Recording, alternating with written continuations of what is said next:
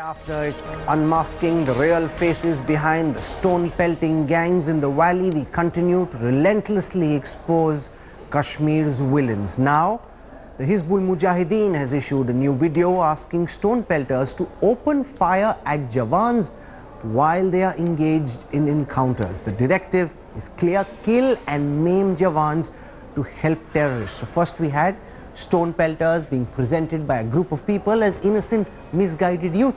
Now we have terrorists openly treating these stone-pelters as part of their terror gang, asking them to fire and run while an encounter is going on. Kamaljit Sandhu with this India Today exclusive.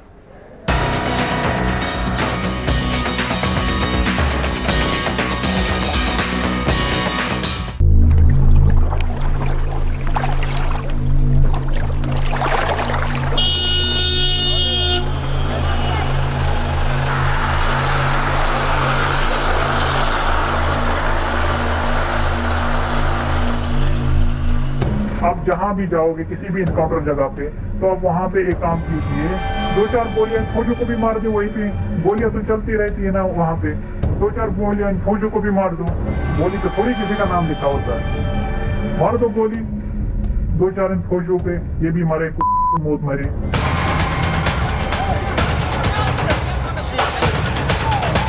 Terror's new plan in the Kashmir Valley. This video was filmed at a secret location and shared on a terror WhatsApp group in the valley. It spread like wildfire across Kashmir.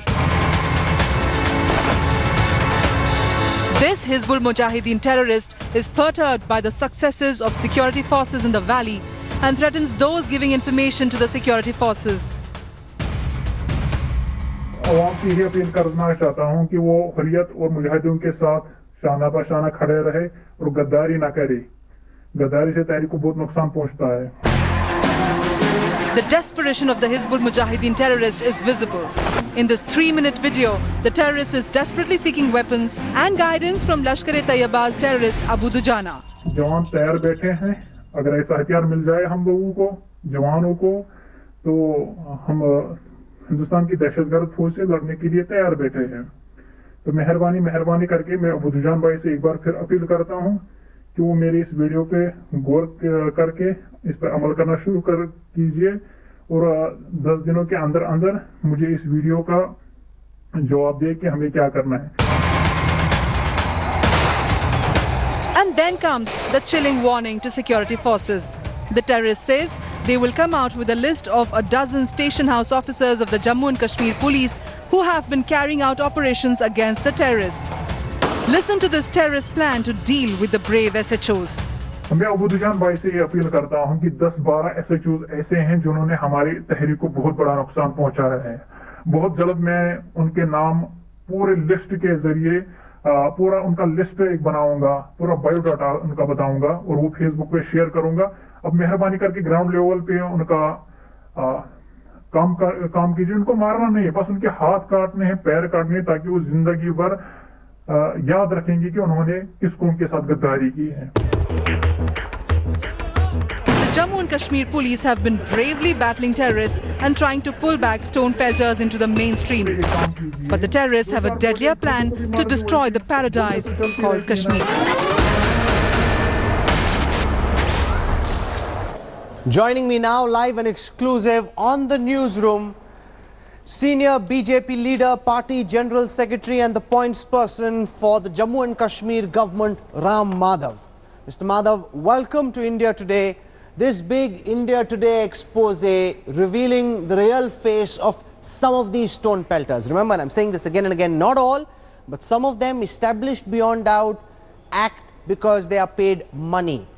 What do you make of this big investigation and the kind of massive response it's received?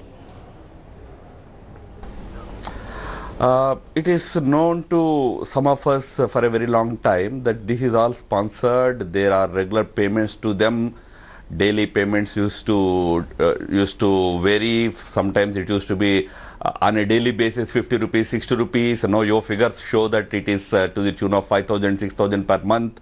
But the fact remains that all this is sponsored It's not spontaneous. That one must remember. That's why our effort has been, number one, to try and neutralize the sponsoring agents at one level, and at the other level to ensure that youths of the valley do not fall prey to this kind of machinations of our neighbor. It's a two-pronged strategy that we have adopted in the valley.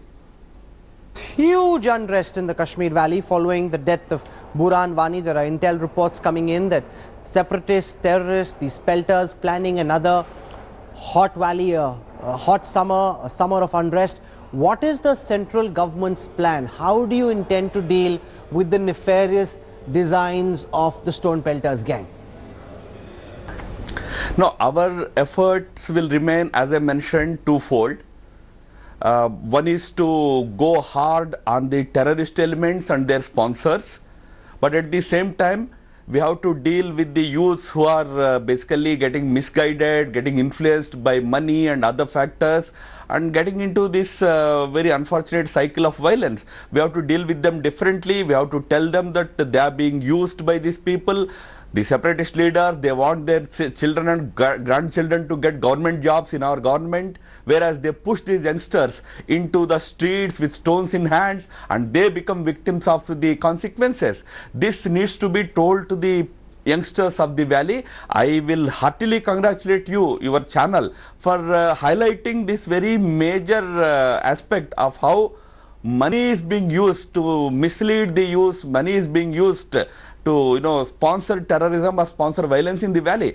I mean, media houses like that of yours will be of great help to us in our efforts, one, to dissuade youths from indulging in this kind of activity. At the same time, our commitment to go after the sponsors remains firm. We are not going to spare them.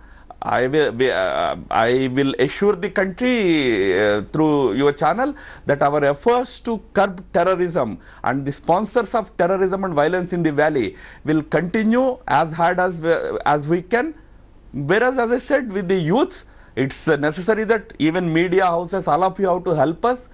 Educate the people, educate the youths that what they are doing is actually a sponsor. Since the time we ran this big investigation on India Today, I've been inundated by calls, many from the valley, and the one question they asked me again and again is that if these 5 hardcore underground stone pelters can be tracked down and probed by the India Today Special Investigation Team, why are all your agencies active in the valley? The State Police, the State Intelligence, the Intelligence Bureau, the Research and Analysis Wing, all of them have not been able to track these stone pelters down. They're wondering, how is it that India Today managed to get these stone pelters, but officially they're underground, they're on the run, and our agencies don't seem to know where they are or what they're doing?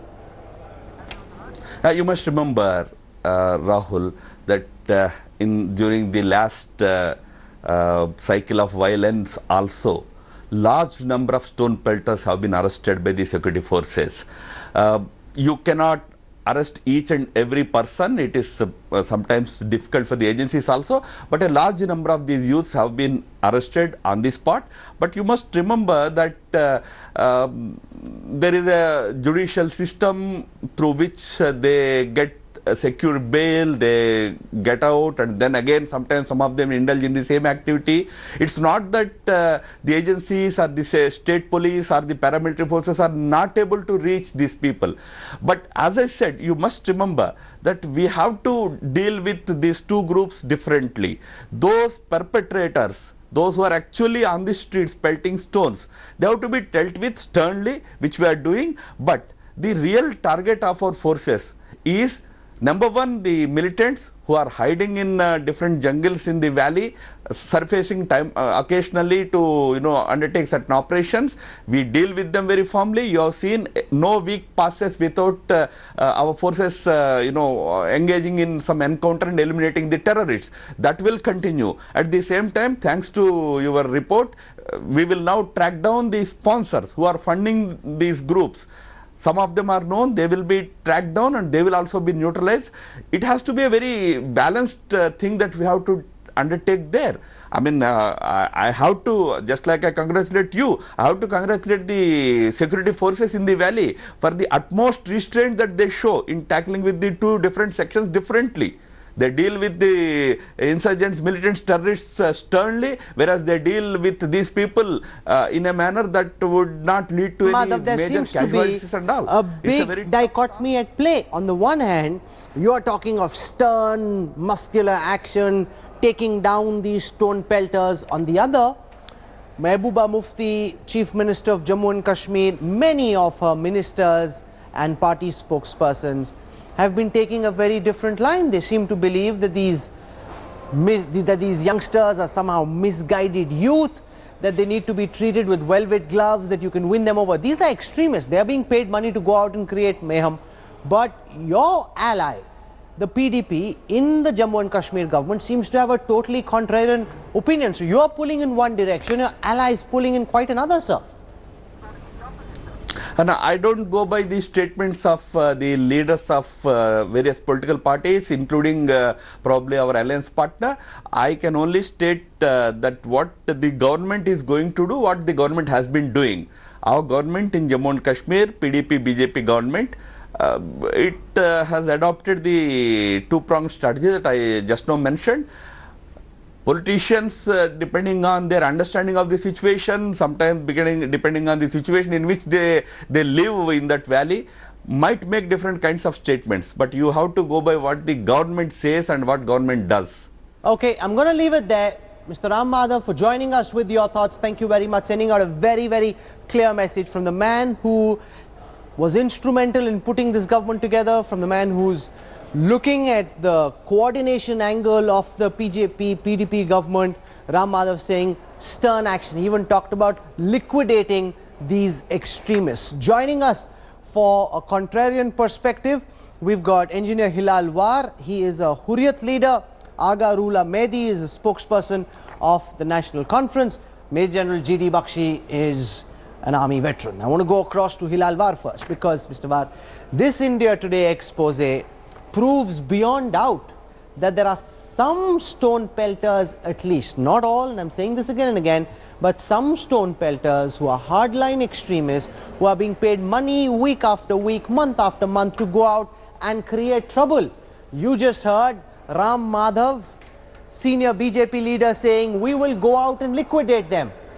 Do you agree that there is a need to change approach, stop treating them with kid gloves, come down at them with all force?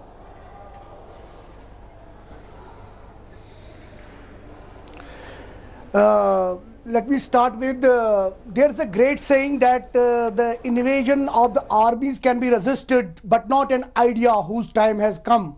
The idea of the Azadi in Kashmir has come, the India cannot resist it. General Rawat's statement some 15 days ago, when he said that we will treat all the even peaceful protesters, will treat them as militants. He never said that. Hilal War, the army chief did not say that. The army chief said anybody who picks up a stone to help terrorists will be treated as an overground worker, as a sympathizer of the terrorists. That threat. He has executed. General Rawat has executed that threat in Chaudhra 2 days ago and killed 3 No, you're totally misrepresenting facts. Hilal War, General Bakshi, this is a dangerous game. Hilal War is totally misrepresenting facts. The army chief said, if there is a terror encounter going on, you come and mess with that terror encounter. You start pelting stones to try and protect the terrorists who are holed up inside. Only then will you be treated as a hostile element. Only then will the army come after you, not otherwise. I want to listen to General G.D. Bakshi.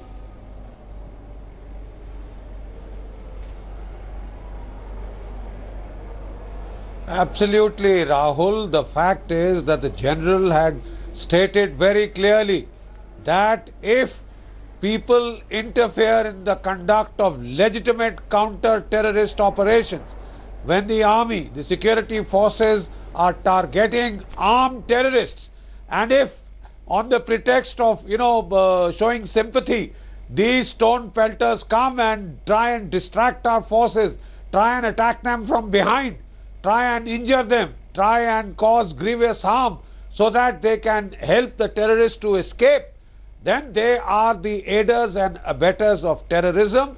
They are the equivalent of overground workers, and they have to be treated as such.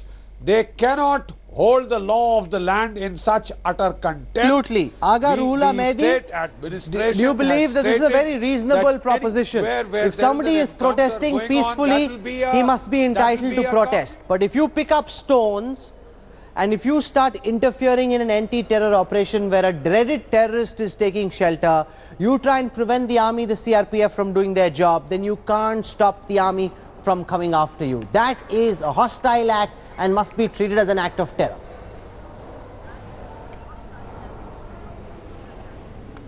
Rahul, there's a desperation in the government of India's ideology and handling towards Kashmir. And unfortunately, the media houses are helping that desperation. Hello? I hear you. Go on, please. Hello? Mr. Mehdi, I hear you fine. Please go ahead. Hello? Okay. So unfortunately, the media houses are hand in hand with the government of India on that plan.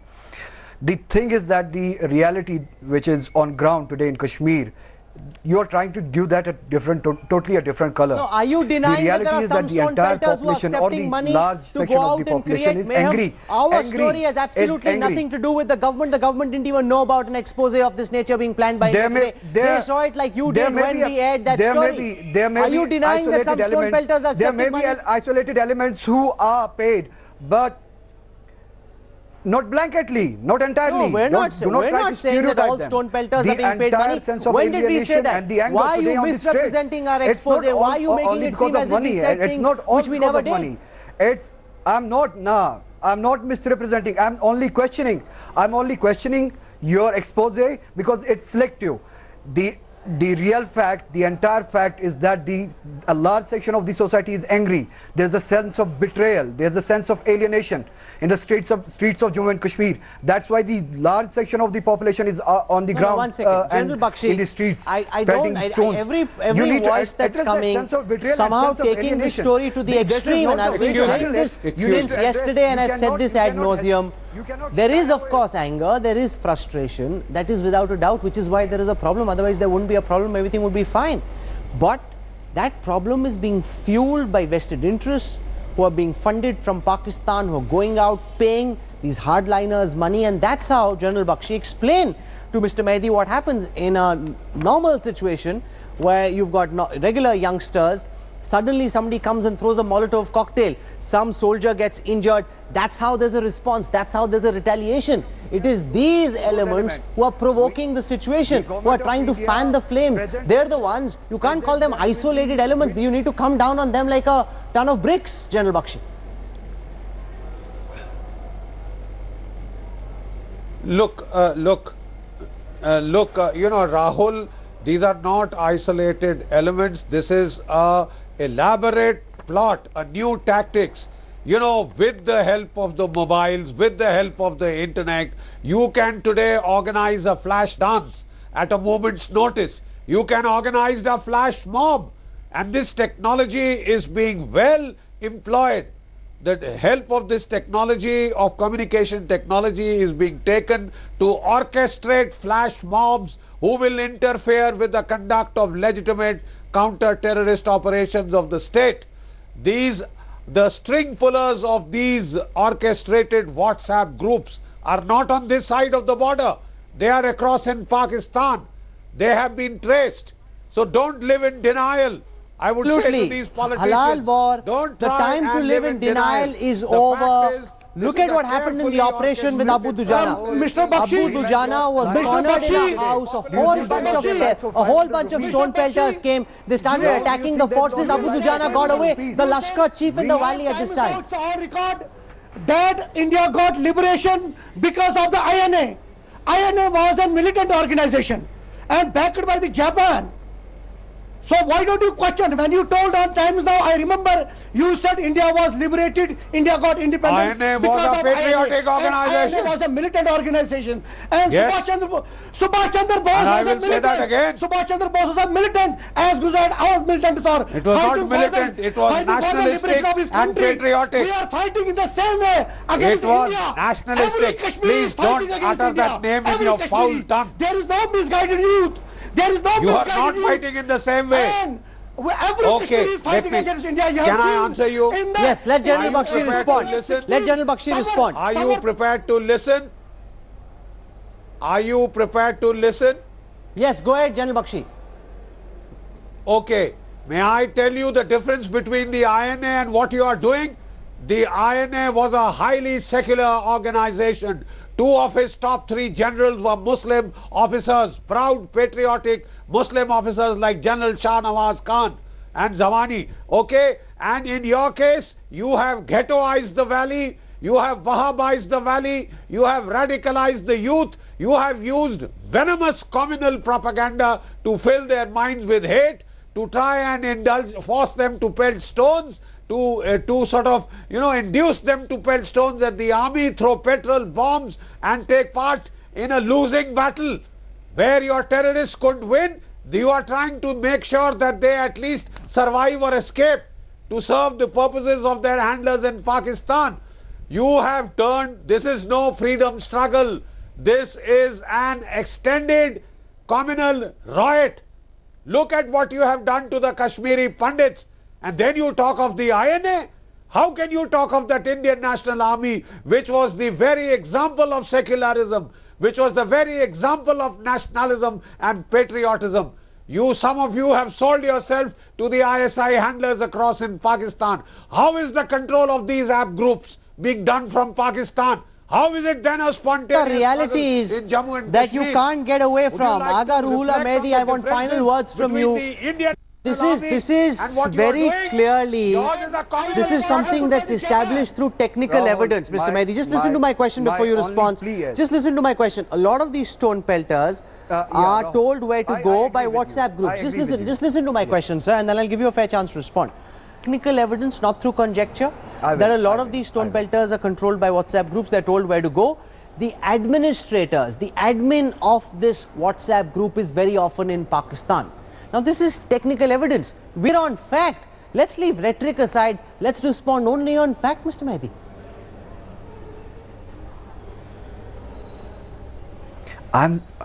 That's what I'm doing. I'm trying to present a fact. Do not do a disservice to the nation. That's what my plea is. By presenting this evidence, you are trying to give the entire sense of alienation and betrayal and anger in the valley a totally different color. You are trying to generalize it.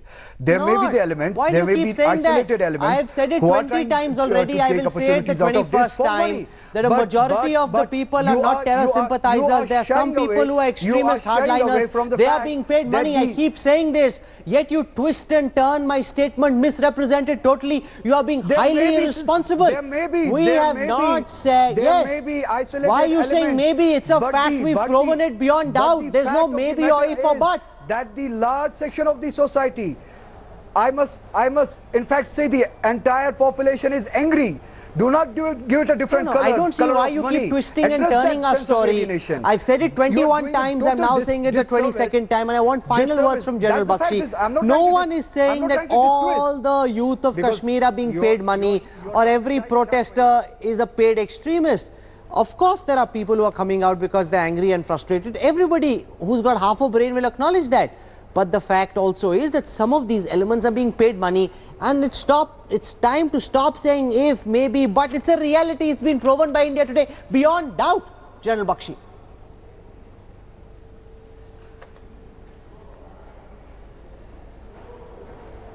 You know, Rahul, in every crowd, there are agent provocateurs. Absolutely. Who are the paid people who orchestrate the actions of that crowd. They are the people who, when in a mob, people are looking for what to do. They tell them to pelt stones, they tell them to hurl petrol bombs, they tell them to put themselves in the line of fire to help the terrorists escape. These are the agent provocateurs. The planning is done across the border and across the line of control. By WhatsApp group, these crowds are orchestrated, they are brought together, they are told what to do by the agent provocateurs. That is the standard modus operandi in all these areas where there is trouble and unrest being created from outside, orchestrated. The very fact that the nerve centers of these WhatsApp groups are across the line of control tells you how spontaneous and how local the struggle is. I'll leave it there. General G.D. Bakshi, Hilal Var, Aga Ruhullah Mehdi for joining me on the newsroom tonight. Thank you very much.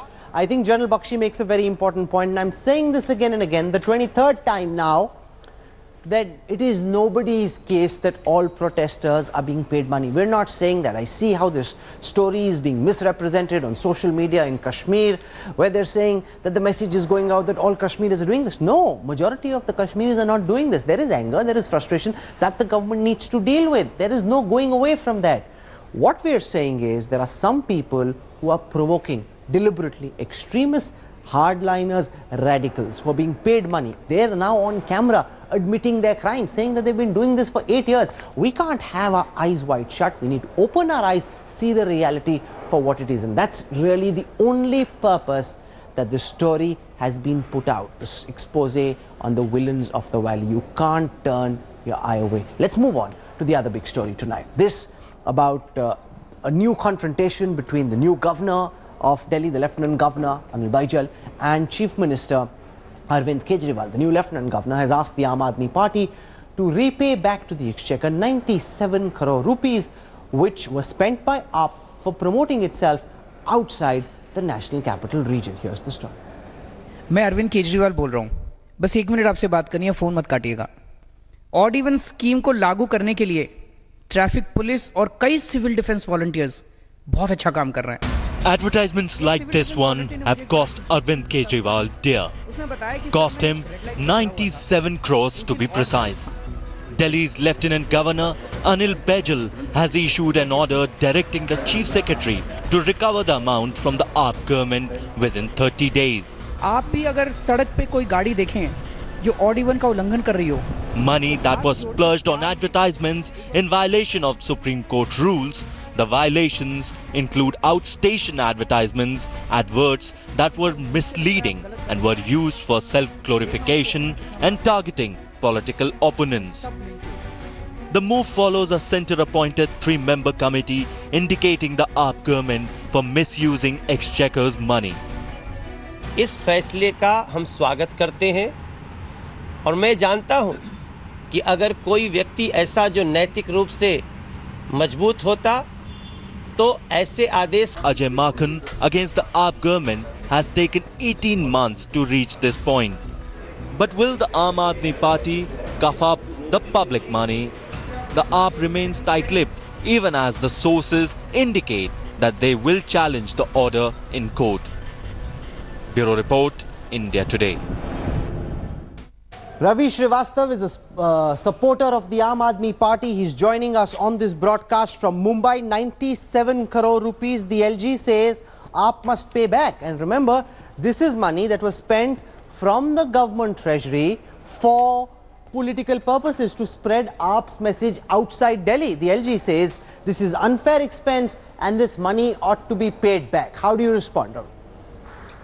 Rahul, first of all, as per the last information received by me, neither the Chief Minister nor the Deputy Chief Minister's office has received any notice from Mr. Baijal's office till now. Anyway, nevertheless, leave that. What I am asking a question is that what is wrong in this? This I am just contesting, because if Mr. Raghubar Das, Jharkhand Chief Minister, can advertise in Mumbai for his functions over there, and if Mrs. Vasundhara Raje can advertise in Mumbai for launching a refinery in Rajasthan, what is wrong with Mr. Arvind Kejriwal if he has just conveyed the public interest messages? You have shown yourself the clips, the odd even message. Attract investment to your state. Messages. That's one thing. If you are trying to propagate the message of the Aam Aadmi Party, create awareness about your party in other states where you hope to compete, in states like Punjab, in states like Goa, in states like Gujarat, in states like Himachal Pradesh, it would seem suspicious, Mr. Srivastav. No, Rahul, why were these states picked? Why not Tamil Nadu? Why not West Bengal? Why were only those states picked where AAP wanted to contest in the future? Allow me to speak. Aam Aadmi Party had contested 400 seats across the country, and it got more than 1 crore and 10 lakhs vote across the country, and they are the people who have voted for the party, and they would be definitely keen to know that what Aam Aadmi Party is doing. So I don't find anything wrong in it, and Aam Aadmi Party must contest this order. And I think there are many others who are misusing. I mean, I wouldn't say use the word misusing, but who are others who are using the public money for propagating themselves, for glorifying their own image. So I don't find that Arvind Kejriwal has done anything wrong. No, 1 second.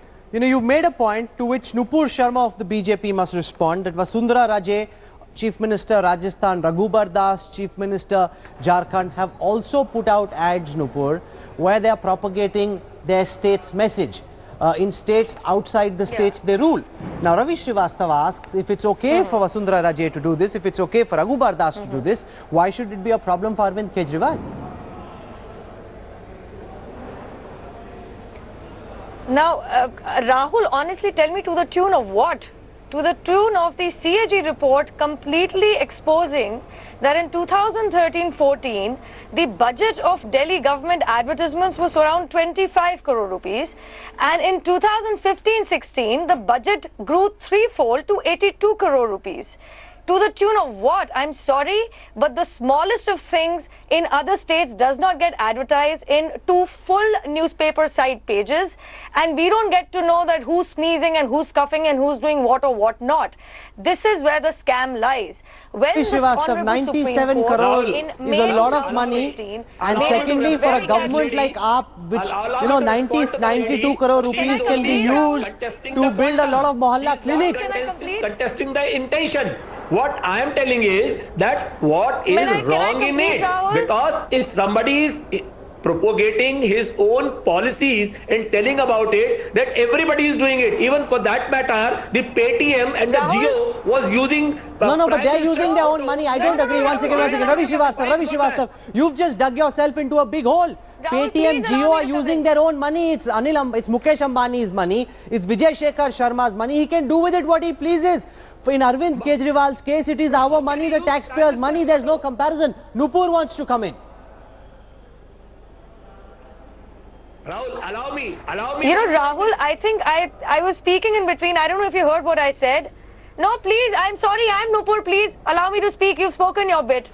The fact of the matter is, which state, please show me evidence, which state has been reported in the CAG report to have been increased their advertisement budget by threefold. When there was no government, there was 25 crores. When there was a government, it became 82 crores in 2015-16. In 2016, the CAG says, and also now latest, that 3-member panel under the Supreme Court guidelines have exposed that they have spent money to the tune of 97 crores. And I'm sorry to say, in any other states, I really want to see proof whether the government has advertised for a political party. This is what is wrong here. And currently, the Aam Aadmi Party owes 42 crore rupees, which has been paid out by the Delhi government on honest taxpayers' money. It owes 42 crores to the Delhi Ravi government. Srivastava, you must respond. Needs to pay absolutely, because when Mukesh Ambani spends money on Jio ads, when Vijay Shekhar Sharma spends money on Paytm, it's his money, it's private money. It's maximum shareholder money. He can do what he wants to create shareholder wealth. Aam Aadmi Party is using my money, Nupur's money, your money to spread their message. Bhattacharya has just now spoken on a channel and he has told to the entire country that the Lieutenant Governor or a governor cannot impose any penalty on any state government to be recovered. This is a judicial process. Only court can order for this kind of any penalty, and only court can recover it. This is illegal and this has to be contested. And this is the opinion of ASG. Final words, Nupur Sharma. Is it a case of overreach by the Lieutenant Governor? That's the charge from AAP. This is no. The fact is that again Aam Aadmi Party is on a shoot and scoot and obviously running around the issue. Please do not fool the public of Delhi. They will not let you go so easily. This is a 3-member panel which was formed under the directions and the order of May 2015 of the Honorable Supreme Court. They have found Aam Aadmi Party government wanting, and since September 2016, 4 letters have been written to the LG which have been sent to the Delhi government. The Chief Secretary, if he decides not to inform the Chief Minister and the Deputy Chief Minister, it is not the LG's fault. It is not even the 3-member panel's fault which has been formed as per the Supreme Court's direction. Now, if your government in Delhi refuses to respond, that does not mean that it can supersede the Supreme Court orders. They are very much liable to answer in the next 30 days. Where have they spent or run up bills to the tune of 97 crores? I'm going to leave it there. Money. I'm going to leave it there. Nupur Sharma, Ravi Srivastava for joining us on the newsroom tonight. Thank you very much. One thing is very clear, and I think this comparison is totally bizarre. You can't say that Mukesh Ambani spent Jio money or Vijay Shekhar Sharma spent Paytm money, therefore Arvind Kejriwal can spend your money and mine.